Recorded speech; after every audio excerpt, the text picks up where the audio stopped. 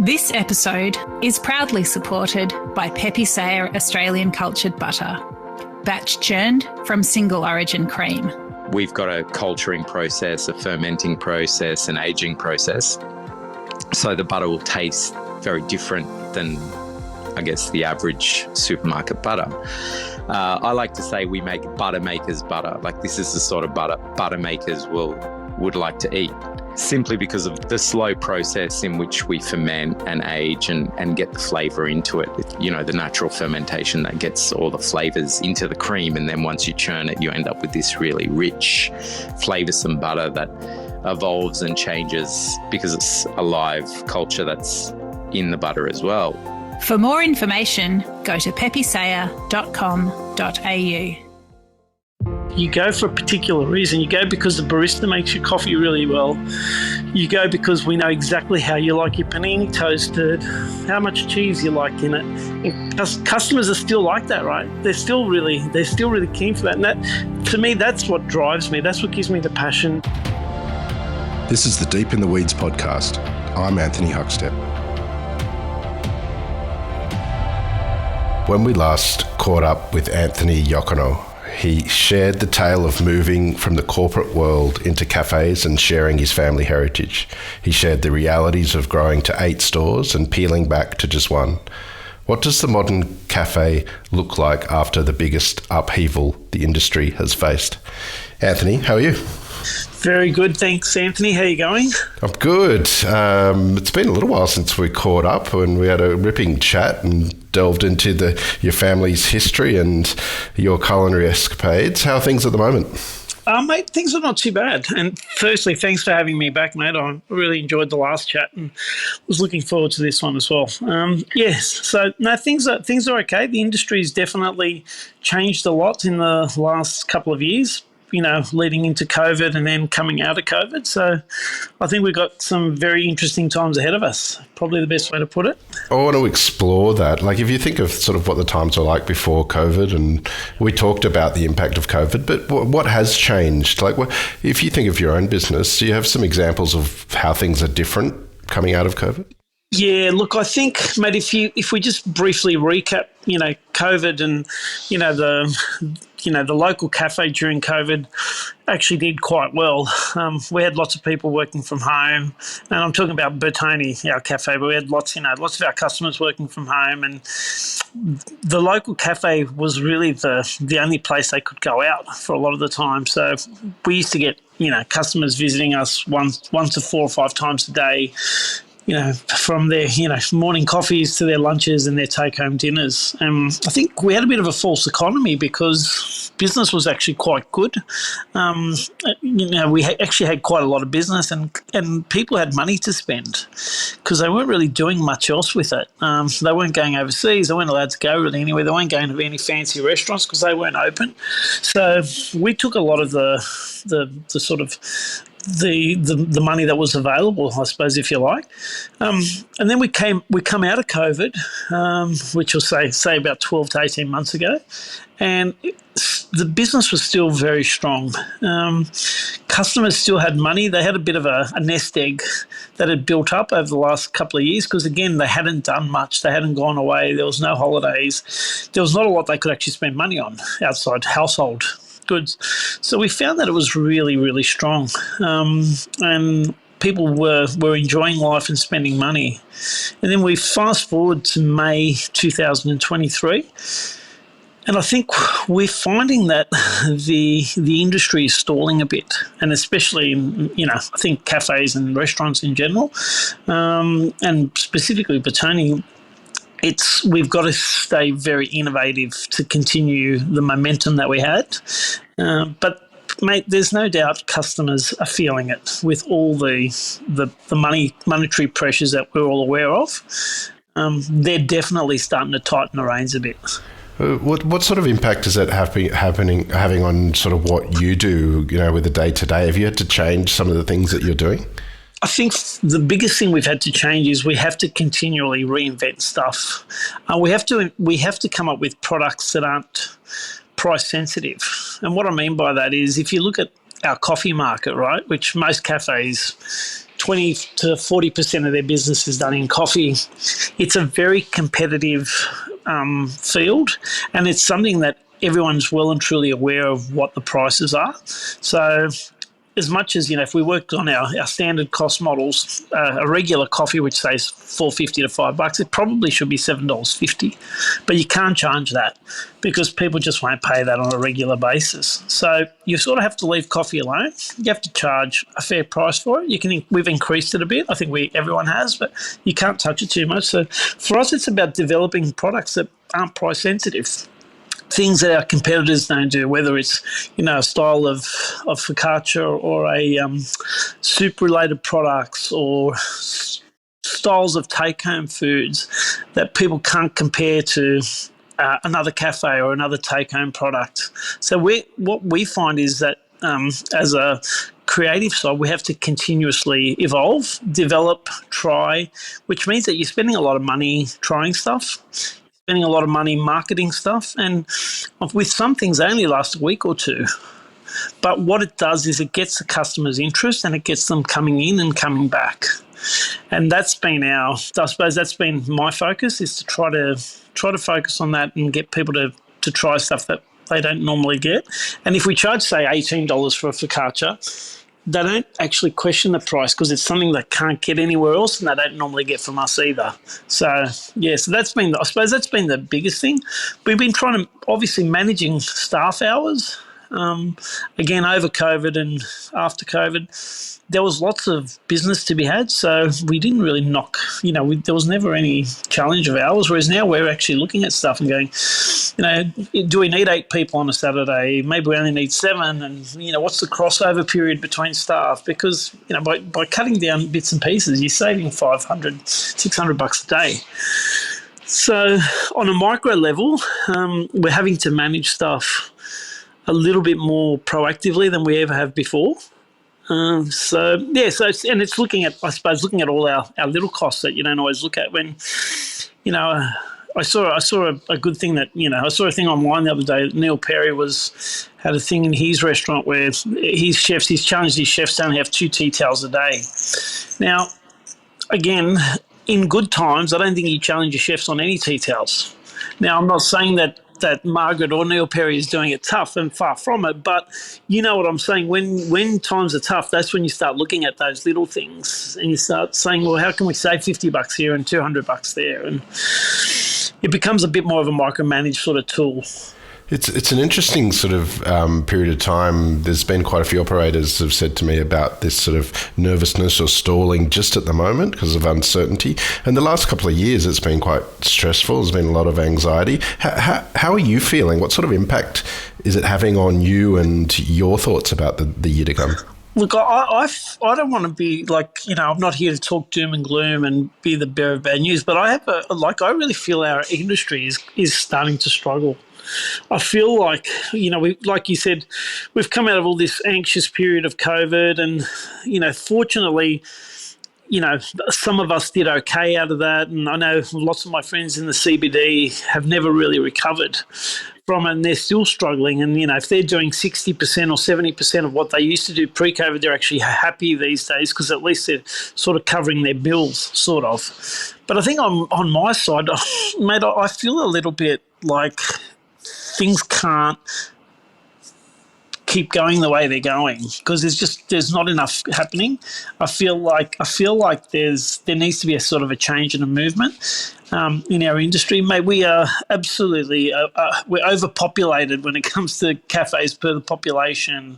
And restaurants, and there seems to be in most areas every time there's a shop that comes up, there's a new idea for a cafe, and I actually these days, it used to worry me once upon a time. Now I actually feel sorry for new operators that haven't been in the industry before because I feel to myself, mate, unless you've got something different, you ain't going to last. And that's not being cocky at all. It's more about, I sort of understand the playing field. And unless you're going to deliver a product that no one else has, we're all splitting the same pie. Do you feel like there's a bit of a lag coming out of COVID? Is that a part of sort of what we're seeing? Yeah, I don't know if it's a lag, mate. I don't know if it's a lag, Anthony, or it's people are actually starting to say, "Shit, what am I doing with my money?"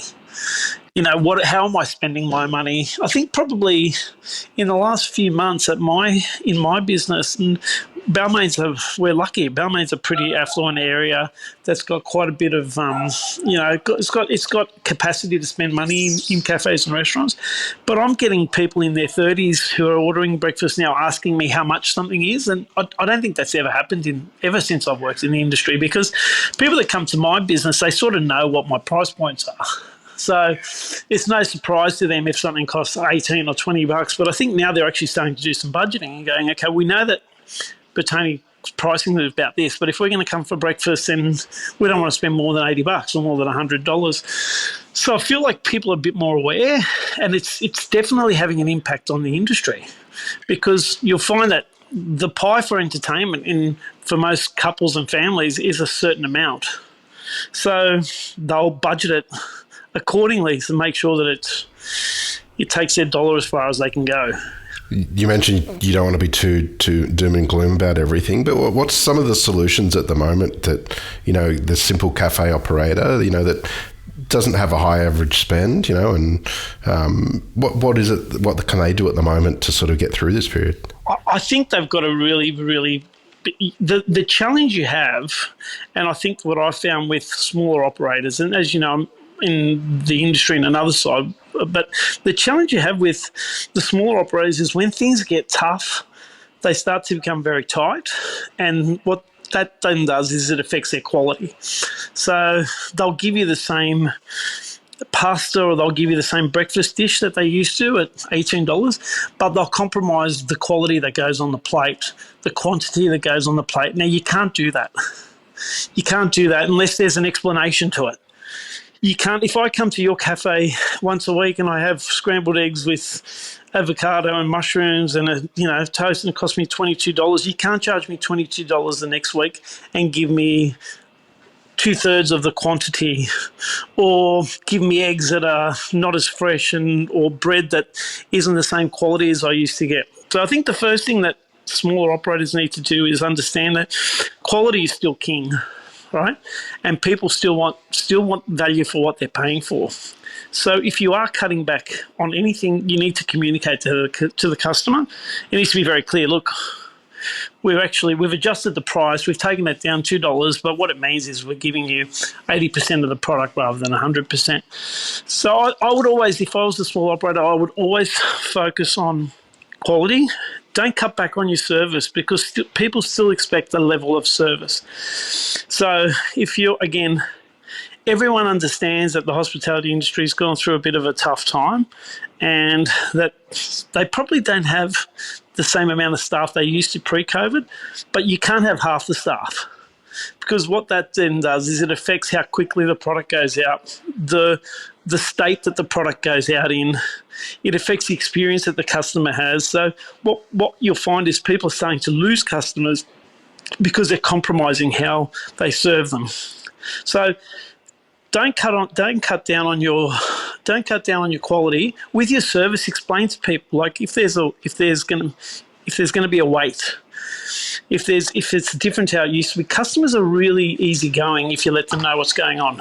I found that over the last 19 years that customers don't mind change, but you can't not tell them when when change is pretty big. You've also got to do stuff that the guy next door doesn't do, right? So again, if you go to most cafes where everyone's doing similar stuff, baked eggs, this style of salmon, you've got to do stuff that's a bit different. You've got to come up with stuff, whether it's from your heritage, or whether it's a health point of view, or a vegan or a gluten-free point. You've got to come up with something that's different, and then people find it very hard to compare you to the next person. So the challenges are coming up with those few items that are a little bit different, not cutting back on your quality, and the service. Like, even on our side, we have less staff than we used to, but we're all hustling a bit harder, right? Because it's just what we have to do. And maybe I didn't work as often in the cafe, and now I'm back a bit more, because it's just what we have to do to make sure that we keep the cafe buzzing, and at the end of the day, we actually make a profit. We've seen over the last couple of years quite a few closures of renowned restaurants, but sort of this year we've seen quite a few as well. Like after COVID, are people looking to get out of the industry? Are you seeing more businesses for sale and things like that? Yeah, there's definitely more inquiries. People looking. I think what's happened is, again, going back to COVID, there was a bit of a false economy of, we're actually going okay. As a business, we're not doing too bad. The government was giving us some subsidies. Everything was going okay. Then after COVID, money was being spent. Now, all of a sudden, things are back to sort of normal. All the prices have, all our cost of goods have increased. Our wage costs have increased. Energy costs have increased. So our expenses have never been higher. And to be fair, you can't really charge a hell of a lot more for a product. So you can increase your product 10%, 12%, 15%, but you can't increase it 50%. You can't serve scrambled eggs for $28 on its own. It just doesn't, people won't pay for it. So I've really found that people have got to this stage, and now they're coming into winter when traditionally most food places are a little bit quieter, and they're thinking, you know what, I can't actually pay the bills. It's time to get out, and I think we're going to find a lot more of that in the next 12 months. And I just feel with the economy the way it is, and not only that, a lot of people in hospital, they've just had enough. They've worked their rings off. They copped a hard hit over COVID, and they've got to the stage where they're like, is this actually worth it? The wage that I'm taking home, the money I'm not taking home, is it actually worth all the stress? Yeah, there seems to have been a real clear sort of line in the sand in regards to that, because there's other people that are like, yep, it's definitely for me. This is the way that I want to move forward and stay in hospitality. And if COVID taught us anything, out of adversity, there's always opportunity. What are they at the moment? The opportunities are basically, I think it's more getting into product categories that aren't openly being discovered at the moment. I think it's doing things, and I think, again, if you look at the growth places, they're doing things that are a little bit different. There's too many of us doing the same things, right? There's too many. If you're once upon a time there was a local Chinese place in your suburb, or the local Italian place. Now the local Chinese place has, two Vietnamese places to compete with, and one Thai place, and another place that's a fusion Asian. So there's too much competition, right? So I think what needs to happen is you really need to rise to the top of that and come up with some different stuff, because we're all competing for the same slice of the market. And you're right, the people that see opportunities, they're going to do really well. The ones that have been struggling, they're the ones that are thinking it's time to actually get out. And it's hard, right? It's hard to get out, because with some of them, they've invested, $200,000, $2 million in their businesses. So it's very hard to just say to them, well, you know what, we're just going to get out tomorrow and realise 30% of what we've invested, because that's also not a great decision to make. There are quite a few businesses for sale at the moment, and you not only have the institution Bertoni, but you sort of delve in that world of brokering and things like that. Well, for young operators, are there real opportunities at the moment to sort of pick something up and start their own business for the first time? There's huge opportunities, probably more than ever. I've seen landlords that are really trying to that are really doing deals with people. I've seen there's places that you can pretty much pick up for nothing. Right? It used to be, you'd have to, even an average business would cost you 150, 200 grand. You can literally go into places now for 50 to 80 grand, which are ready to trade. Right? You can literally put a lick of paint on them.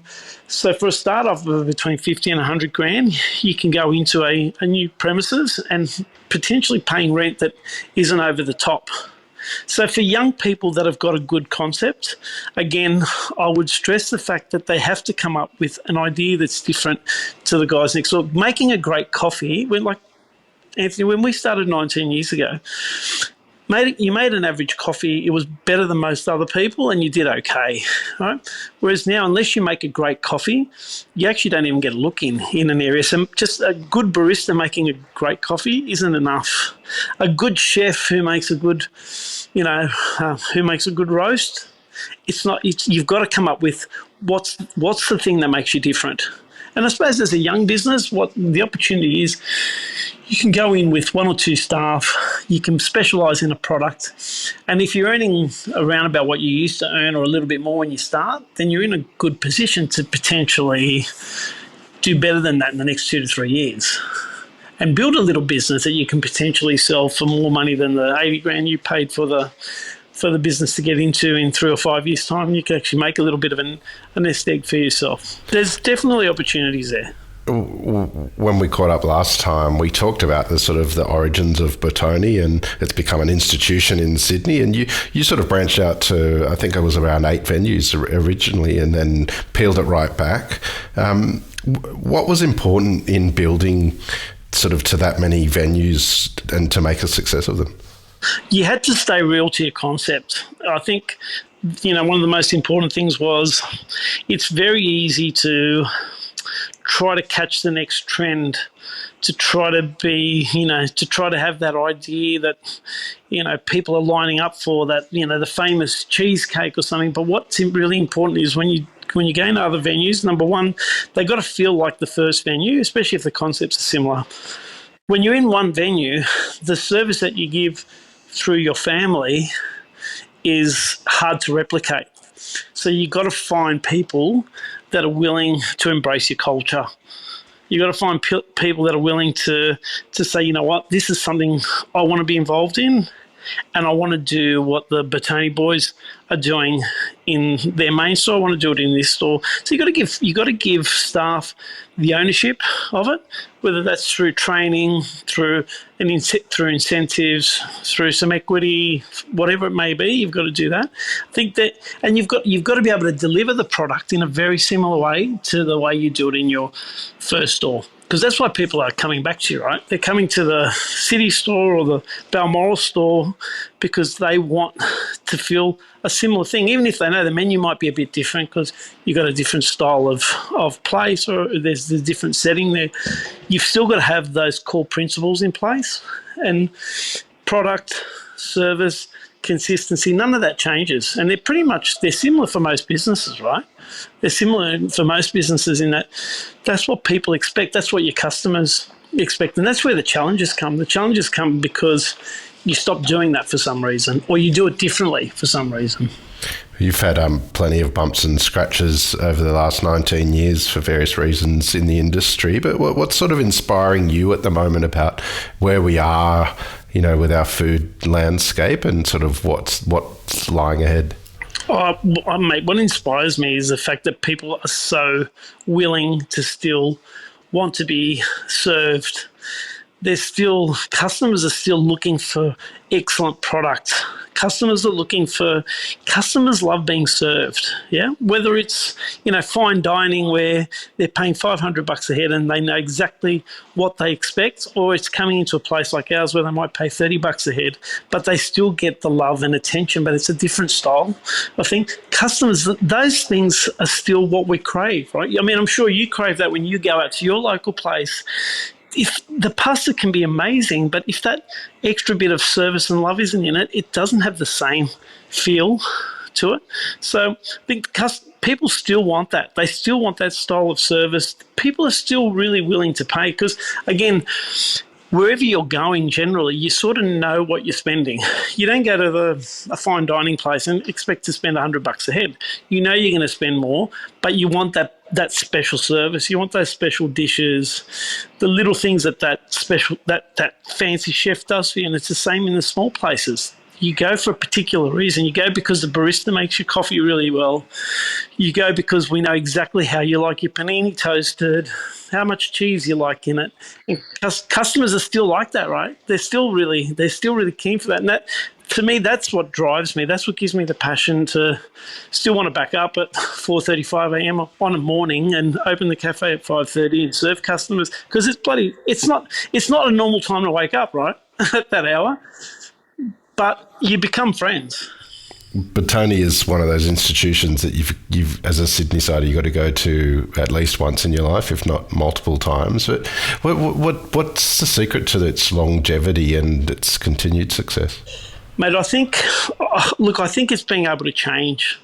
I think you need, as a business, you can be an institution, and thank you for saying that Bertoni is an institution in Sydney. We really never take that for granted when people say that. But you've got to really be open to change. You've got to understand that your staff changes. The way we managed staff 19 years ago is totally different to the way we manage staff now. Like, our staff in our shops, they use their mobiles. Now, if you told me that, like, even 7 years ago, I'd say, mate, Huck, you're mad. There's no chance I'm going to get one of our young punks to be able to. But now we understand that if we give them some leverage and we show them that we're not going to micromanage them, because this generation, they don't want to be micromanaged. Right? If we show them that, and again, we're not a fine dining place, but if we show them that we trust them, but don't take advantage of us and we won't take advantage of you, then we find that they love our customers just as much as we love them. Right? We don't strangle them, and I think it's the same. We've had to change with our menu. Like, once upon a time, we only did certain styles of food. Now we come up with new things that are only around for 2 or 3 weeks. Yeah, is that challenging, coming up with those new things? I mean, Bertoni's so entrenched with the heritage of your family and the food of your family. Is it difficult getting that balance? It's very challenging. Yeah, it is. It's very challenging. And I think it's also challenging because we run a kitchen that's got, 6 or 7 guys working in it, that they aren't very big spaces. So you can't complicate things. You know what I mean? We can't complicate because we're serving maybe 1,500 people in a day. So you can't complicate the fact that I can't make up a product that's going to make the kitchen suffocate, and to make 20 new things that is going to affect the other 1,000 customers that are coming in. So it's really important. It is very difficult, but I think business these days in any industry, and I'm sure you're finding it the same on your side, it's challenging, and unless you keep changing, you fall behind. You mentioned that you're still getting up at 4:35 in the morning and getting into Bertoni. What puts the fire in the belly? What do you love about sort of the whole Bertoni model and getting in there every day?